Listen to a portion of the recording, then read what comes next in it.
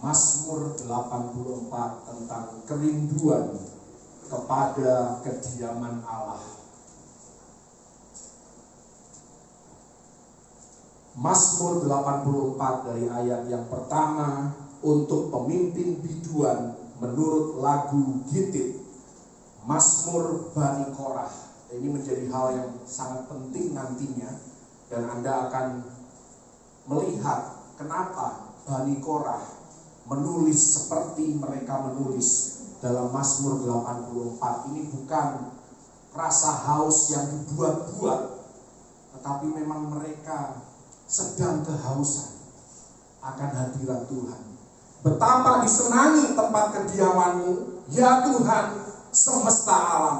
Jiwaku hancur karena merindukan pelataran-pelataran Tuhan. Ini bukan sekedar Bani Korah berusaha menjadi puitis, tetapi ada cerita di balik Mazmur 84. Kenapa mereka menulis, hatiku dan dagingku bersorak-sorai kepada Allah yang hidup.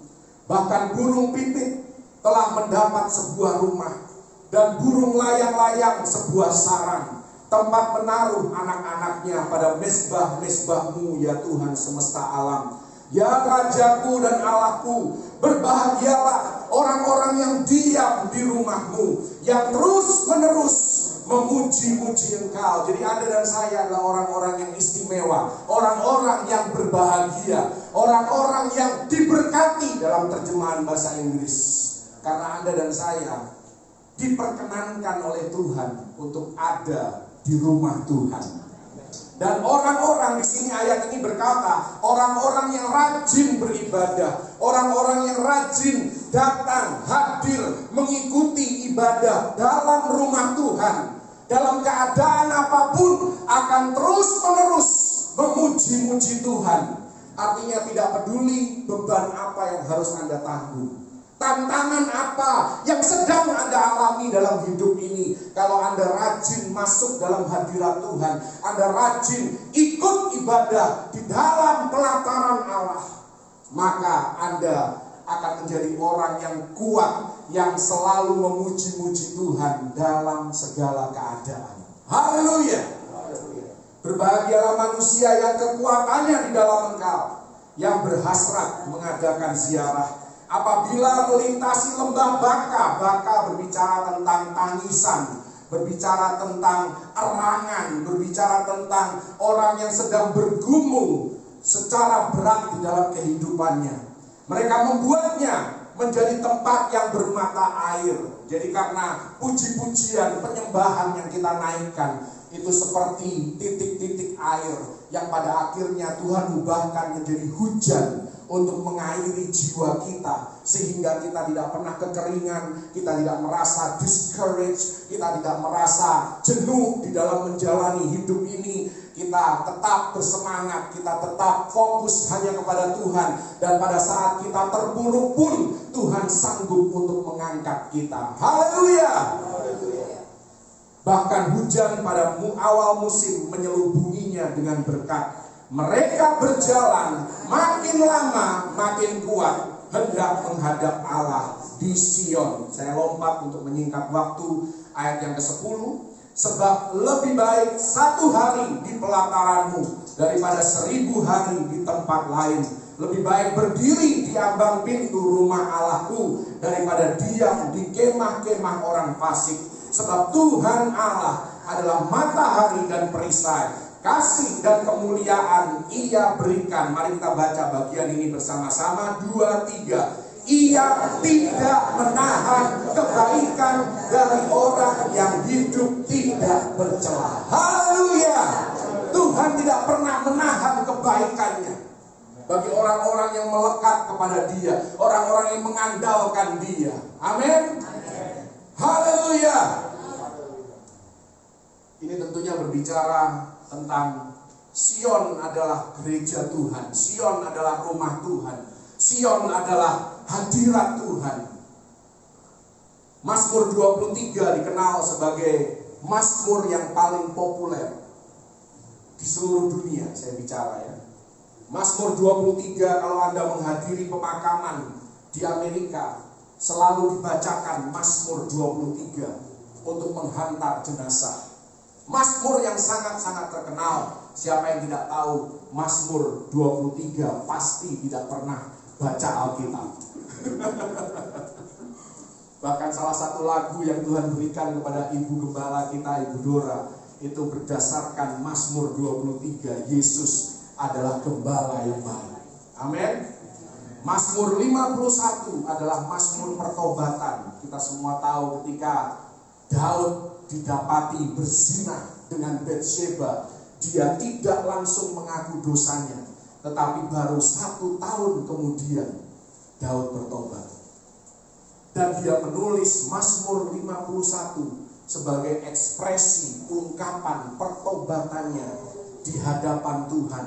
Kalau Anda jatuh dalam dosa, Anda membuat kesalahan yang besar dalam kehidupan Anda, dengan membaca Mazmur 51 pun hal itu sudah memandikan, membersihkan jiwa Anda dari rasa bersalah, dari rasa malu yang begitu menyiksa jiwa Anda.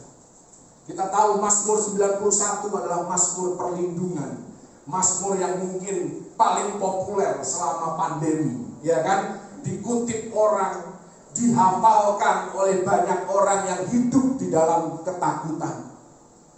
Tetapi Mazmur 84, saya mau katakan, Anda bisa search nanti di Google. Mazmur 84 adalah mutiara dari semua Mazmur. Ini adalah Mazmurnya Mazmur, the pearl of Psalms. Disebut Mazmur 84. Dan ini berbicara tentang ziarah.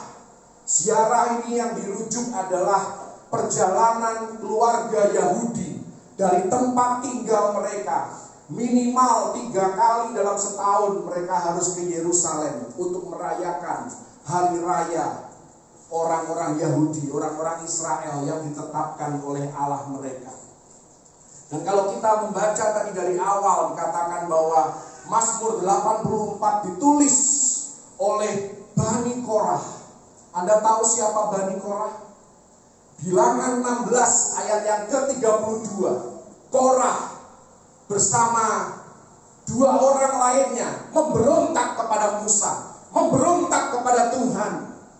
Dan akhirnya dikatakan di sana bumi terbelah dan menelan mereka hidup-hidup.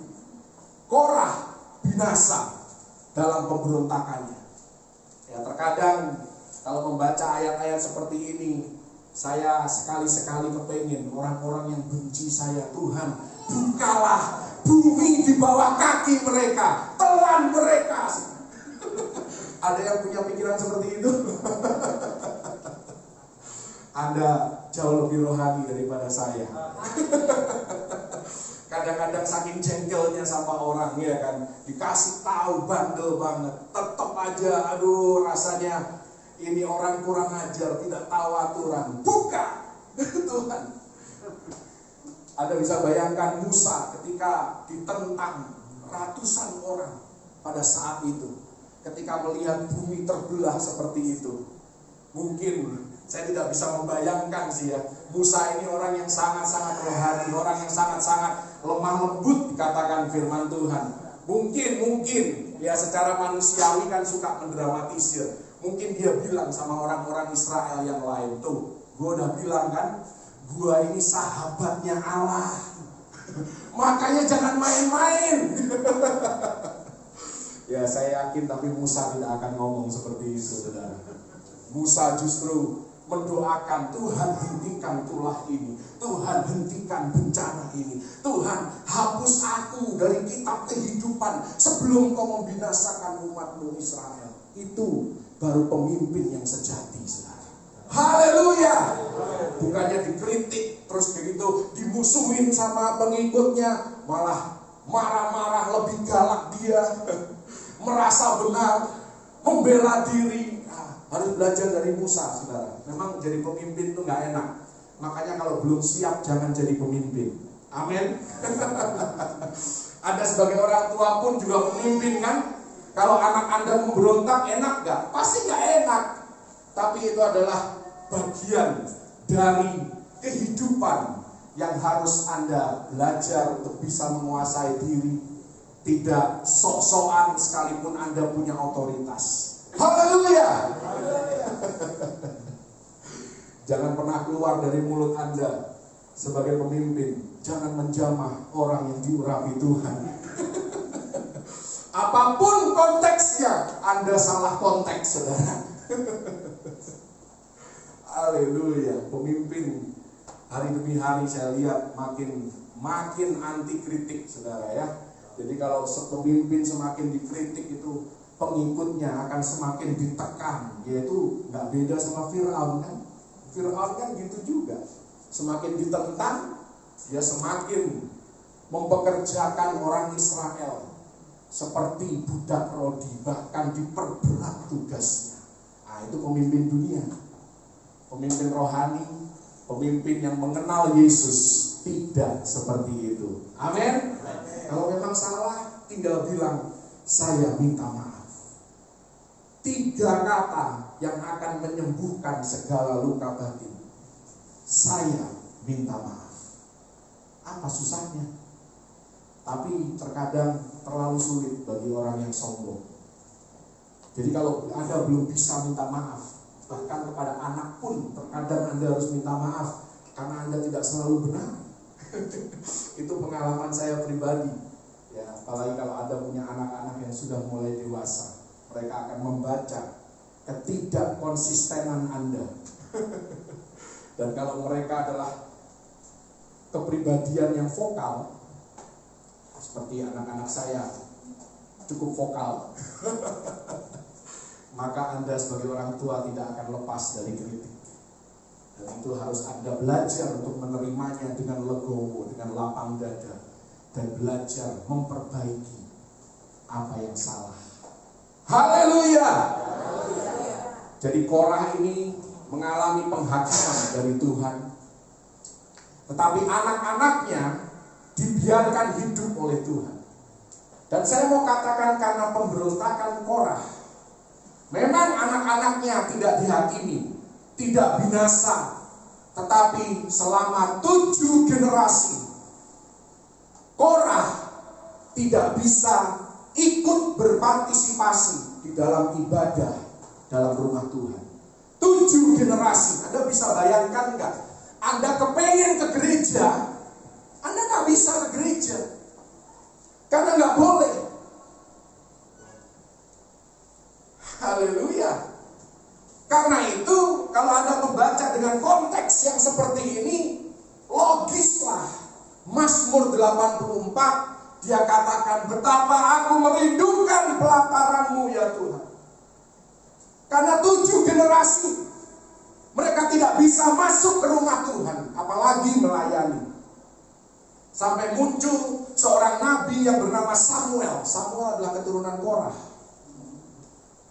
Dan pada zaman Daud, Bani Korah kembali bangkit dan mereka menjadi penulis-penulis Mazmur, penggubah lagu-lagu yang dinyanyikan di bait Allah pada waktu itu, maupun Anda dan saya sampai hari ini. 7 generasi, gimana gak haus, gimana gak desperate mereka mau masuk ke rumah Tuhan. Anda dan saya harus berbahagia karena setiap hari Minggu, ya secara umum ya saya bicara, tidak ada halangan yang bisa menghentikan Anda untuk hadir di rumah Tuhan. Amin. Kecuali ya memang ada hal-hal urusan lain yang mendadak atau urgent, kecuali kemalasan Anda sendiri. Ya kan? Jadi kita harus berbahagia. Makanya di sini dikatakan berbahagialah orang yang terus-menerus memuji-muji Tuhan, orang yang ada dalam rumah Tuhan. Hal yang luar biasa kalau kita bisa hadir di dalam pertemuan-pertemuan ibadah. Karena sekali lagi Anda dan saya tidak diciptakan untuk gereja online. Maka yang muncul ayat-ayat seperti Ibrani 10 ayat 25. Dikatakan janganlah menjauhkan diri dari pertemuan-pertemuan ibadah. Dan kata pertemuan di sana adalah bertemu secara fisik. bukan online. Untuk satu hal dan alasan tertentu bolehlah Anda online. Ya kayak nanti saya waktu ada di kebun, saya harus ikut online karena saya tidak bisa hadir secara fisik. Itu pun sinyalnya mudah-mudahan kuat di sana. Haleluya. Tapi Anda harus tetap mempertahankan rasa haus dan lapar akan hadirat Tuhan, akan persekutuan dengan saudara seiman. Kisah Rasul 2 ayat yang pertama, bagaimana supaya pencurahan Roh Kudus bisa terjadi di hari Pentakosta pertama pada zaman para rasul, ketika mereka bersatu hati ada di satu tempat, tidak berpencar-pencar. Zaman itu belum ada gereja online. Kalaupun ada, pencurahan Roh Kudus terjadi ketika mereka hadir secara fisik di satu tempat yang sama. Haleluya. Karena itu Anda patut berbahagia kalau Anda ada di sini. Karena itu bilang dulu kanan kiri, Anda ada di tempat yang benar. Haleluya. Dan saya senang duduk di sebelah Anda. Haleluya. Haleluya. Jadi ini satu hal yang patut kita teladani dari kehidupan keluarga Yahudi. Mereka tidak terpisahkan dari rumah Tuhan. Ini bukan bicara fanatik, tetapi ini bicara tentang suara roh. Ini bicara tentang kehausan jiwa akan berada di dalam hadirat Tuhan secara kolektif, secara korporat, bersama-sama, satu sama lain. Bahkan kalau Anda belajar dari sejarah, mereka ini terpencar-pencar tinggalnya.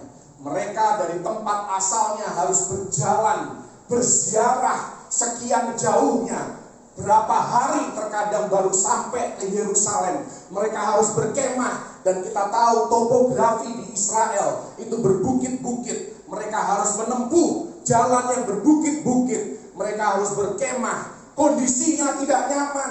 Mereka harus mempersiapkan bekal. Bahkan terkadang mereka harus masak di tengah perjalanan.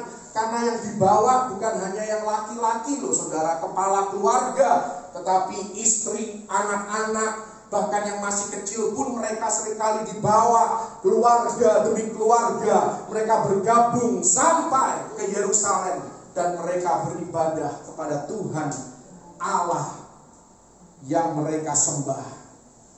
Karena itu seperti pada zaman Yesus dalam Lukas 2 ayat 44 dikatakan bahwa Yesus tiba-tiba dalam tanda kutip menghilang dan keluarganya panik. Di sana dikatakan ya Maria dan Yusuf mencari Yesus dari satu keluarga kepada keluarga yang lain. Apakah mereka melihat keberadaan Yesus? Seperti itulah mereka berziarah pada zaman itu, berkelompok, bersama-sama pergi ke rumah Tuhan.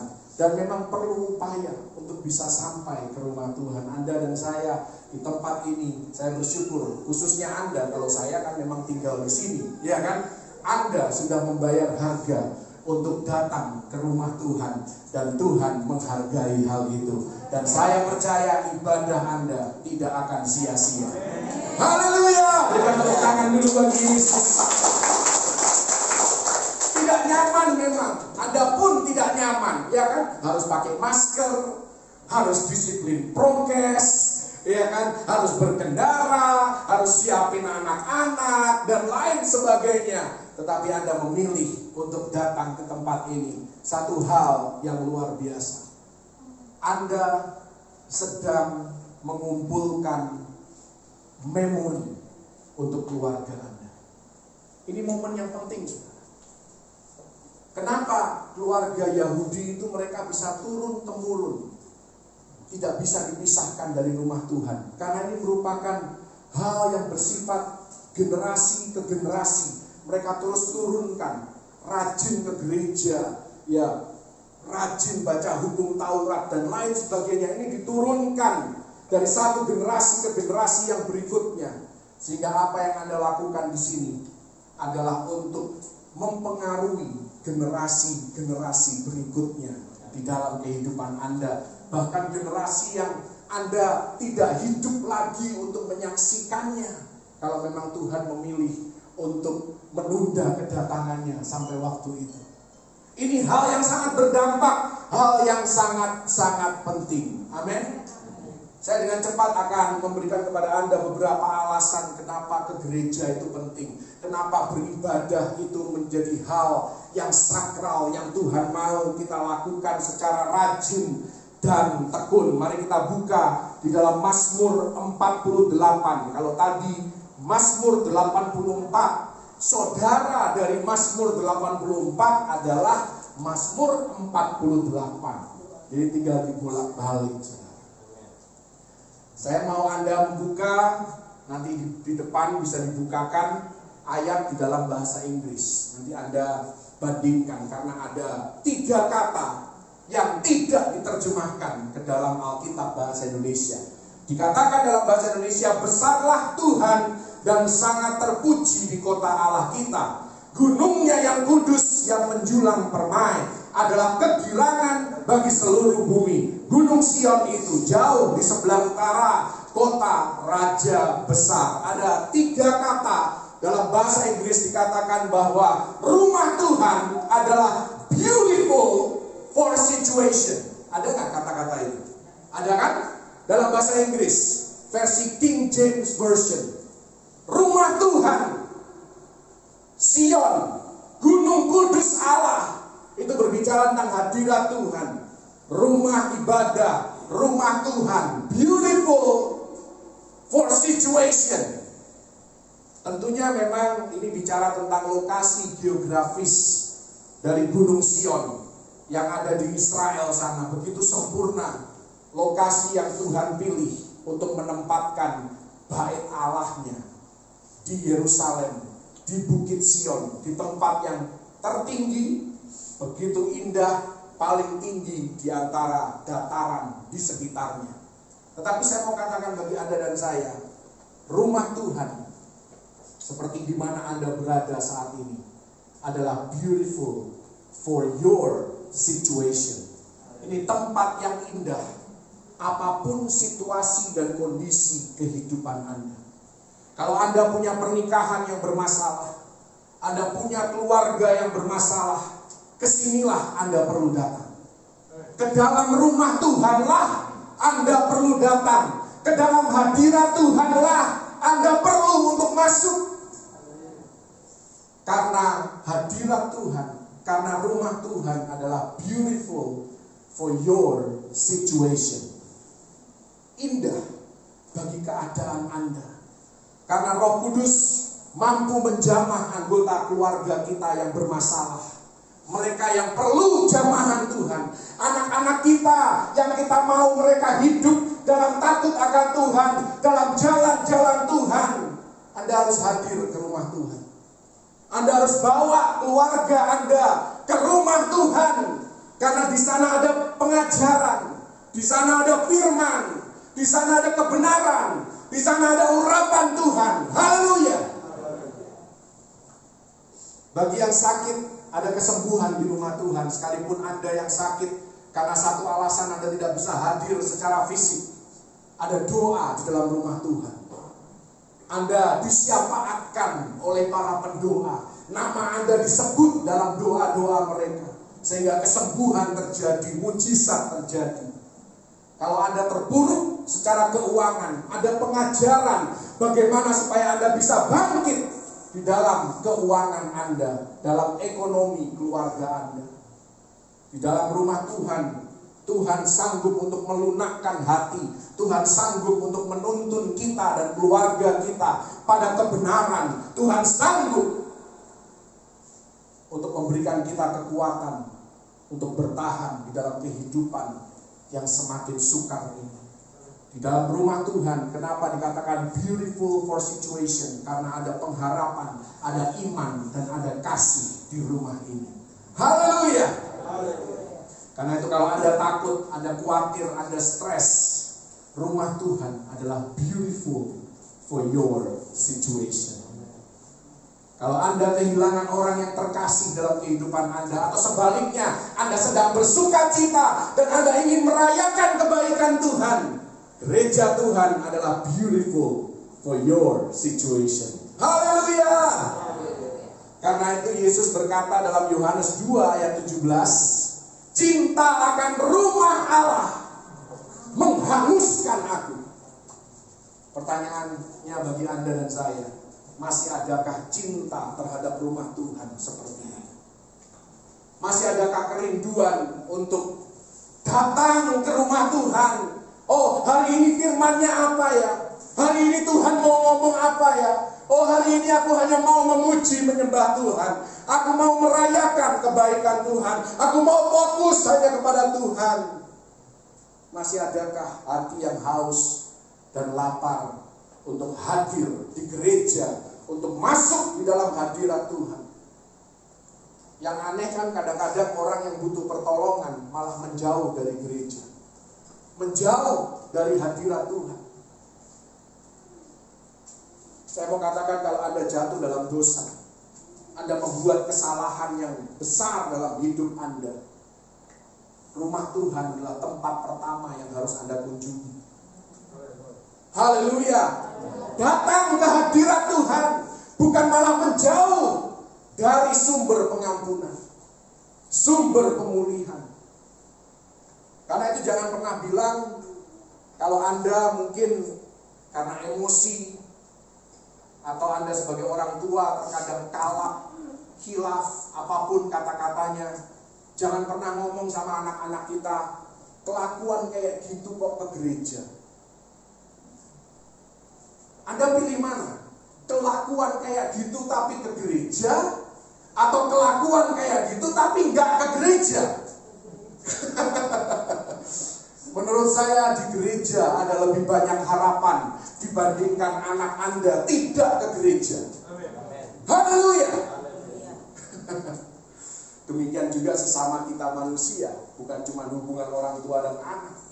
Kadang-kadang kita kan suka ngomongin sesama orang Kristen. Katanya orang Kristen rajin ke gereja, melayani, kok kelakuan kayak gitu? Anda sedang menjauhkan orang itu dari hadirat Tuhan. Orang itu bisa saja merasa terhakimi kan? Dia merasa bersalah. Ya benar juga ya. Ya udah deh, gue nggak usah melayani deh kalau gitu. Pilih mana? Dia melayani tapi kelakuannya masih perlu proses, atau dia kelakuannya masih perlu proses tapi on off ke gereja. Hari ini datang, minggu depan absen, ya kan tahun depan baru datang lagi. Pilih mana? Orang yang kelakuannya belum sesuai standar tapi rajin ke gereja, atau yang kelakuannya belum standar tapi Anda halangi ke gereja? Pasti pilihannya ke gereja. Anda tidak pernah tahu, saudara, kapan yang menjadi momen ilahi bagi Anda. Bagi orang itu, Anda tidak pernah tahu momen bagi anak-anak Anda ketika Roh Kudus menjamah mereka. Anda tidak bisa atur itu. Anda tidak bisa atur, Tuhan, minggu ini aku mau ajak anakku yang sangat-sangat nakal, engkau jamah ya Tuhan ya. Anda tidak bisa ngatur waktunya Tuhan. Amin. Tuhan yang akan bergerak dalam aturannya sendiri. Yang perlu Anda lakukan adalah rajin dan tekun membawa mereka ke rumah Tuhan, apapun keadaan mereka.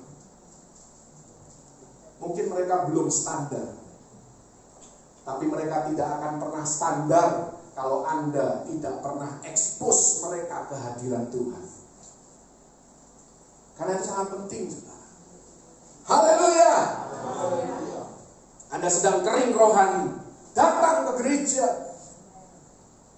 Haleluya. Anda berselisih dengan orang, ada nasihat di rumah Tuhan, ada firman yang mungkin bisa memberikan Anda arahan, memberikan Anda jalan keluar, memberikan Anda solusi. Haleluya. Minimal Anda pulang dari gereja, saya yakin kalau Anda ibadah sungguh-sungguh, yang tadinya Anda datang dengan kemarahan dan kepahitan, Anda pulang dimerdekakan. Haleluya. Tapi hati-hati berselisih, jangan berselisih dengan pendeta. Karena perselisihan Anda bisa masuk khotbah dan menjadi contoh bagi yang lain. Anda sedang terpuruk, datang ke gereja. Sudah terpuruk, firman main handphone. Sudah terpuruk, maunya gereja online. Saya mau katakan kalau Anda terpuruk, Amos 3 ayat 12. Dikatakan selama Anda masih punya telinga dan Anda masih punya kaki, Anda bisa dipulihkan. Tapi kalau sudah terpuruk, telinga dia tutup, nggak mau dengar masukan orang, tidak mau dengar firman Tuhan, tidak pernah baca firman Tuhan, Anda mau dipulihkan bagaimana? Tidak pernah pakai kaki, mau datang berjalan ke rumah Tuhan. Bagaimana Anda mau dipulihkan? Ada orang yang butuh pertolongan tapi terlalu sombong untuk minta pertolongan. Kalau Anda sedang ada di dalam lubang, tolong ya, jangan malah jadi sombong. Komplain ke Tuhan, merasa lebih baik dari orang lain. Tuhan, dia aja seperti itu. Anda lagi di lubang ini, komplain sama Tuhan. Aku kan sudah melayani Engkau, Anda dalam lubang. Harusnya Anda datang ke Tuhan, minta ampun untuk segala kesalahan yang Anda buat. Berjanji, Tuhan mulai hari ini aku akan ikut caramu. Tuhan hari ini aku akan ikut firman-Mu. Itu rendah hati. Amin. Jangan malah, Tuhan aku ini sudah lakukan ini, aku kan sudah melayani Engkau, aku kan sudah rajin ke gereja. Orang itu lihat Tuhan, dia malas-malesan, tapi kenapa Engkau berkati dia? Kurang apa aku Tuhan? Tuhan jawab apa? Kurang satu, sombong. Sombongmu itu harus dibersihkan, karena sombongmu membuat engkau berat untuk diangkat Tuhan. Kalau sombongnya sudah bersih, baru badannya ringan, Tuhan bisa angkat orang itu. Haleluya. Jadi gereja adalah beautiful for your situation. Haleluya.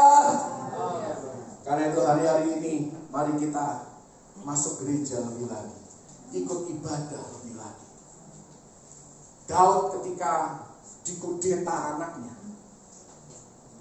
dia sudah tersingkir dari tahtanya, dia harus meninggalkan Yerusalem. Dia tulis Mazmur 122 ayat yang pertama. Ini mazmurnya Daud. Dia bilang, aku bersuka cita ketika orang berkata, mari kita pergi ke rumah Tuhan.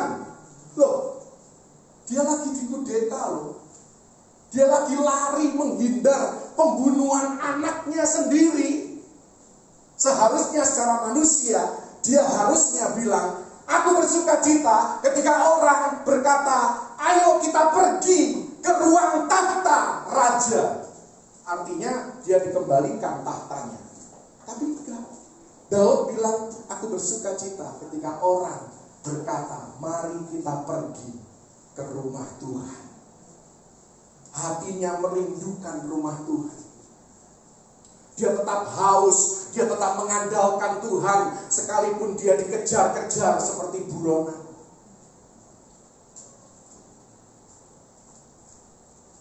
Kalau Anda mau tahu konteksnya, Mazmur 122 ayat yang pertama itu ada di 2 Samuel 15 ayat 25.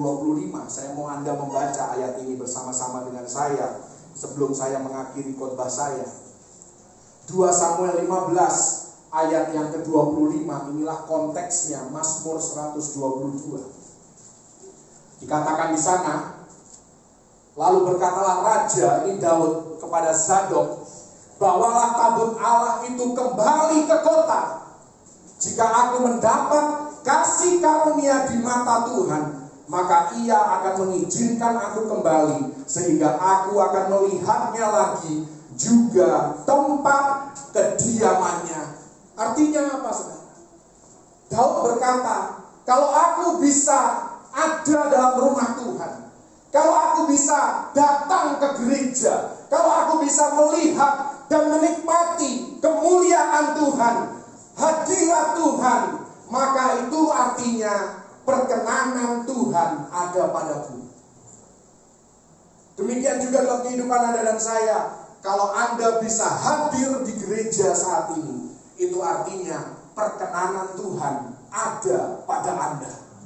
Haleluya. Dan kalau perkenanan Tuhan ada atas kita, kita sanggup bertahan dalam keadaan apapun. Kita bisa memuji-muji Tuhan dalam keadaan apapun dalam hidup ini, karena hadirat Tuhan adalah beautiful for your situation. Haleluya. Karena itu, kalau masih ada kesempatan, datang ke hadirat Tuhan, datang ke gereja. Memang lebih nyaman ibadah di rumah. Saya tahu itu, karena saya pernah menjalaninya. Enak banget, saudara.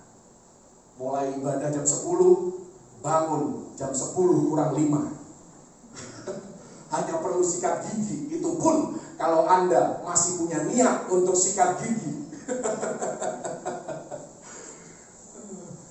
Banyak orang berpikir, kan Tuhan yang menciptakan aku, suka-suka aku lah, ya kan? Biar ini bau mulut kek, bau badan kek, apa segala macam. Tuhan kan tahu. Ini bicara tentang persiapan hati, saudara. Berbicara tentang keseriusan, bukan bicara tentang legalisme, bukan. Harus begini supaya diberkati, harus begitu supaya diberkati, bukan itu, saudara. Ini bicara bahwa kita menempatkan Dia tetap yang terutama. Kita menjaga rasa hormat dan segan kita kepada Raja di atas segala raja. Coba Anda di kantor, semua rekan Anda sudah WFO, Anda satu-satunya yang masih WFH sampai sekarang. Pasti bos Anda bilang begini, saya mengalami, sudah di kantor saya itu ada yang bosnya rajin WFO, tapi anak buahnya itu WFH terus. Dalam satu meeting, bosnya ini sudah emosi. Biasanya cukup menguasai diri. Bosnya emosi, sudah. Dia ngomong di depan umum. Jangan sampai ya, nanti kalau naik gaji dia komplain, nggak dinaikin gajinya. Semua orang promosi, dia nggak promosi. Jangan komplain ya. Memang WFH itu nyaman. Tapi kalau semua orang di kantor Anda sudah WFO, datanglah WFO. Haleluya. Haleluya. Kecuali memang kantornya ada teman saya yang dia pindah kerja di selama pandemi karena memang kantornya WFH dan dia sangat menikmati itu, makanya dia pindah dengan gaji yang lebih kecil pun dia rela karena di kantor yang baru ini dia WFH, dia tidak perlu datang ke kantor. Nah, itu lain cerita karena memang sifatnya seperti itu. Ini hanya ilustrasi, saudara ya, karena saya tidak tahu, saya tidak menyatakan diri bahwa saya tahu bagaimana cara Tuhan memberkati Anda, cara Tuhan ya bekerja dalam kehidupan Anda, bukan itu. Tetapi yang saya tahu adalah datang ke gereja adalah keputusan yang bijak. Hadir secara fisik adalah hal yang Tuhan expect, yang Tuhan harapkan untuk kita bisa hadir secara fisik dalam pertemuan-pertemuan ibadah. Bahkan tadi dikatakan kembali ke Mazmur 84 ayat yang ketiga, burung pipit pun dikatakan di sana Tuhan pelihara, Tuhan perhatikan. Burung pipit ini tidak terkenal dibandingkan raja, wali, elang dan lain sebagainya. Jadi orang yang tidak signifikan di mata dunia pun Tuhan perhatikan kalau dia rajin ke gereja, dia rajin melayani, dia rajin beribadah. Tuhan perhatikan. Haleluya. Dikatakan burung pipit mendapat rumah, burung layang-layang sebuah sarang. Ini bukan burung yang terkenal, berapa banyak yang kita tahu burung layang-layang itu seperti apa modelnya. Yang kita tahu layang-layang, ya kan, bukan burung layang-layang. Karena itu rajinlah datang ke gereja supaya Anda bisa mendapatkan banyak hal. Minimal dari persekutuan dengan saudara seiman pun Anda akan disemangati untuk menjalani hidup yang semakin tidak mudah ini. Bahkan saya berdoa supaya khotbah-khotbah yang Anda dengar bisa memberikan kepada Anda perspektif ilahi. Kalau Anda sudah mulai hilang arah tujuan, Anda sudah mulai tawar hati, Anda bisa disemangati kembali melalui kebenaran firman Tuhan, melalui pujian penyembahan yang Anda berikan kepada Tuhan. Karena itu tidak heran Bani Korah katakan di ayat yang ke-10 terakhir, tidak ada suasana seperti dalam gereja dimanapun di dunia ini. Lebih baik 1 hari di dalam pelataran Tuhan dibandingkan 1000 hari di tempat lain. Karena itu saya mau katakan rumah Tuhan adalah tempat terbaik untuk kita datang dalam segala keadaan. Karena di sana ada pengharapan, ada kesembuhan, ada iman, ada kasih, ada kemenangan, ada pertolongan, ada nasihat, dan ada pengajaran. Karena itu jangan izinkan hari Minggu menjadi seperti hari-hari lainnya. Dan ini salah satu cara untuk mengecek apakah Anda hidup dalam keselamatan atau tidak. Anda selamat atau tidak, itu bisa dicek. Apakah ke gereja itu merupakan hal yang penting dan sakral bagi Anda atau tidak. Kalau Anda sudah merasa, oh gereja itu gak penting, Anda cek apakah Anda benar-benar selamat dan mengasihi Yesus. Bukan saya yang ngomong. 1 Yohanes 1 ayat 7. Nanti Anda baca di rumah. Karena orang yang diselamatkan, dia maunya bersekutu dengan sesama orang percaya. Amin. Haleluya. Karena itu percayalah ibadah Anda tidak sia-sia. Lakukan dengan rasa puas, maka Anda akan diberkati lebih dan lebih lagi. Tuhan Yesus memberkati. Haleluya.